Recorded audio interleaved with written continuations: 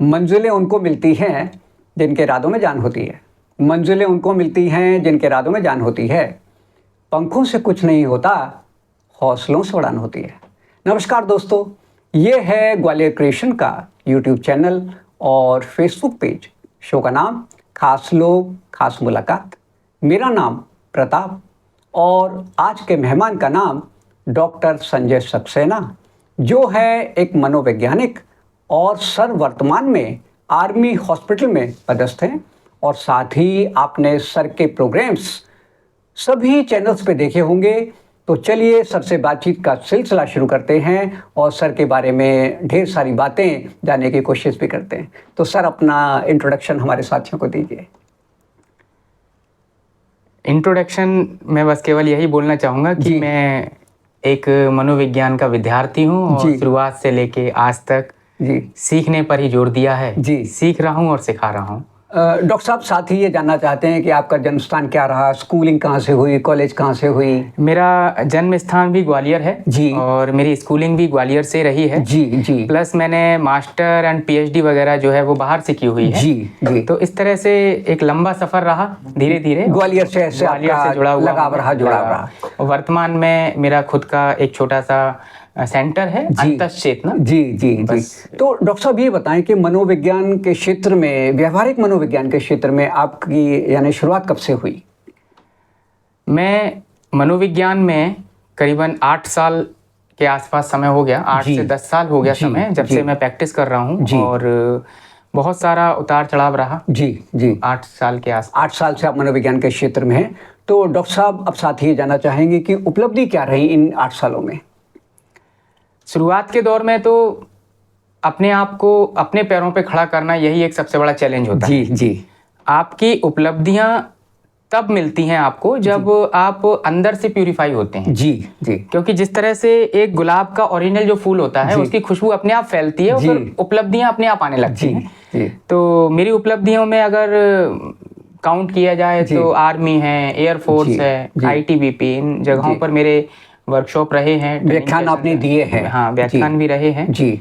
और TV channels के बारे में बताएं हमारे साथियों को।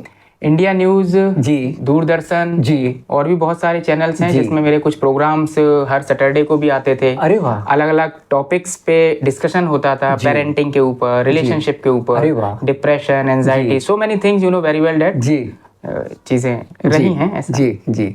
यानी मनोविज्ञान के जितने भी क्षेत्र हैं सबसे आपने दर्शकों को परिचय करवाया, उनके बारे में बताया है। फिर वो बाल मनोविज्ञान हो या युवा मनोविज्ञान हो या वृद्धावस्था का मनोविज्ञान हो, और दर्शकों को लाभ भी मिला है जी जी। मैं वर्तमान में मरीज देखता हूँ, पेशेंट देखता हूँ जी जी जी। तो ये बताएं कि मनोविज्ञान के क्षेत्र में जब हम जाते हैं तो बाधाएं क्या रहती हैं जो उपलब्धियों के बीच में आके रास्ता रोकती हैं?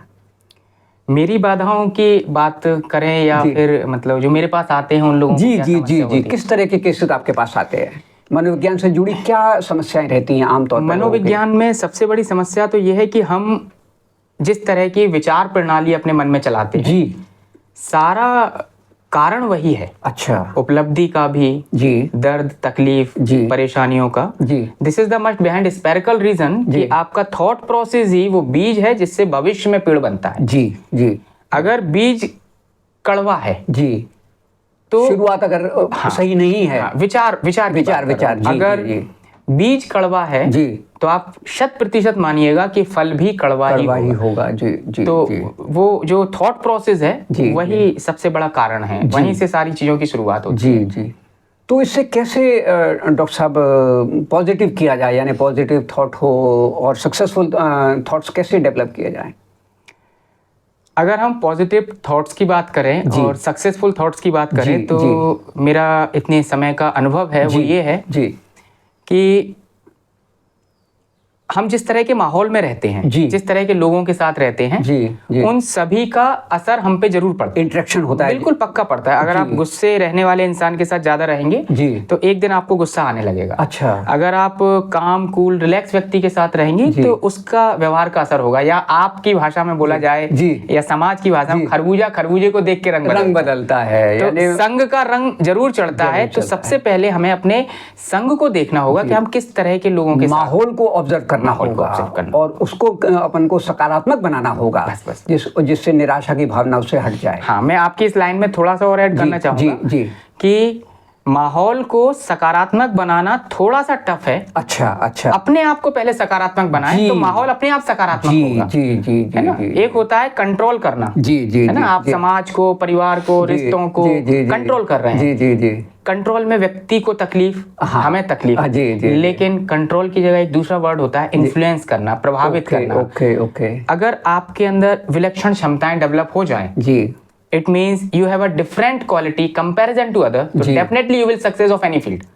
तो सबसे पहले समाज पे वर्क करना अच्छा है, सही है, गलत नहीं है, लेकिन स्वयं पर पहले वर्क करना है, तो फिर सब कुछ होता चला जाएगा। यानी अपने को आईने में देखना है और अपने ऊपर ही चेंजेस करने हैं, डेवलपमेंट्स करने हैं और परामर्श लेना है। जी। और जैसे आप इस क्षेत्र के यानी विशेषज्ञ हैं, तो अगर कहीं दिक्कत आ रही तो आपसे संपर्क किया जा सकता है। संपर्क सूत्र, हमारे दर्शक साथी कहाँ आपसे मिल सकते हैं? अपना फ़ोन नंबर बताएं, क्लिनिक का पता बताएं साथियों को।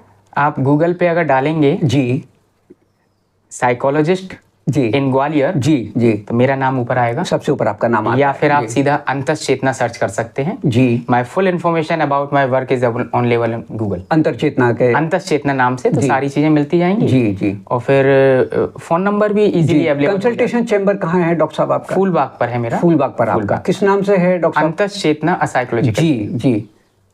तो साथियों, ये थी डॉक्टर साहब से बातचीत। डॉक्टर साहब ने अपने क्लिनिक के बारे में बताया और अपनी तमाम उपलब्धियों के बारे में आपको बताया। मुझे उम्मीद है बातचीत आपको पसंद आई होगी और डॉक्टर साहब हमसे यूं ही मिलते रहेंगे और मनोविज्ञान के जो अलग अलग क्षेत्र हैं उनके ऊपर आपसे डिस्कशन करते रहेंगे, तो मुलाकात का इंतजार कीजिए।